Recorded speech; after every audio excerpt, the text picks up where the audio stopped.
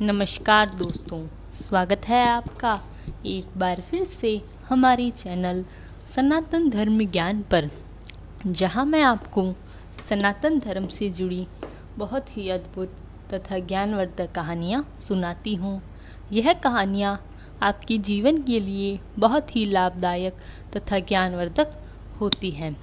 इन कहानियों को सुनने के बाद आपके मन में हो रही परेशानियों, चिंताओं इत्यादि सभी समस्याओं का समापन हो जाता है। आज मैं आपको श्री नीम करोली महाराज जी के चमत्कारों की ऐसी ही एक अद्भुत कहानी सुनाऊंगी, जब महाराज जी ने अपने जीवन काल के दौरान अपने अनन्य भक्तों को दर्शन दिए तथा उनके जीवन को सरल तथा सफल बना दिया। तो चलिए शुरू करते हैं। इससे पहले कि आप हमारी इस कहानी में खो जाएं, हमारे चैनल सनातन धर्म ज्ञान को सब्सक्राइब ज़रूर करें, ताकि आने वाली न्यू वीडियो की नोटिफिकेशन आपको सबसे पहले प्राप्त हो जाए। आइए शुरू करते हैं। जय गुरुदेव। पल पल की देखते रहते श्री भुवन चंद्र तिवारी, संप्रति इंचार्ज रोडवेज स्टेशन नैनीताल, बताते हैं कि घटना उस समय की है जब नदी पार कर कैंची आश्रम में आने के लिए बलियों का एक कच्चा पुल था।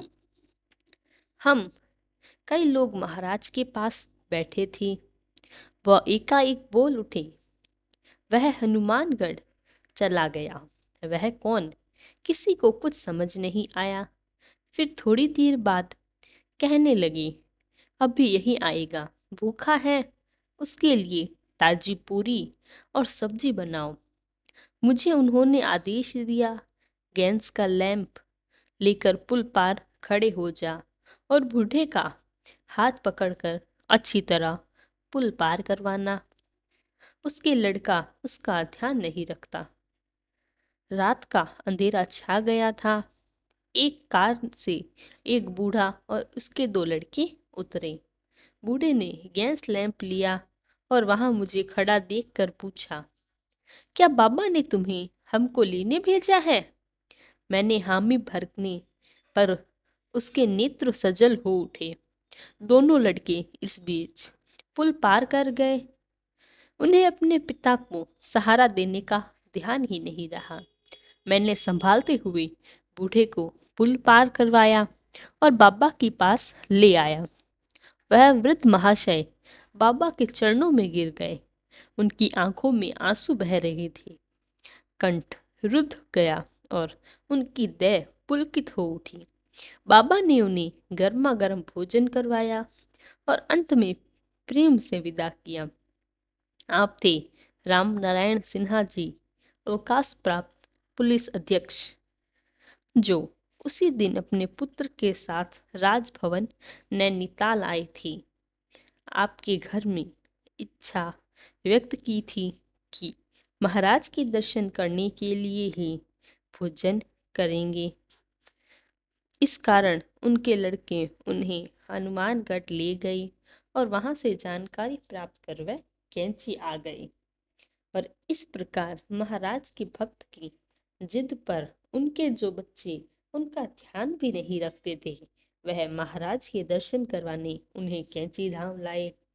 और महाराज जी ने भी अपनी पूर्ण प्रतिष्ठा उनकी तरफ दिखाई और उनके लिए अच्छा भोजन तैयार करवाया और उनकी जो समस्याएं हैं उनका समाधान किया।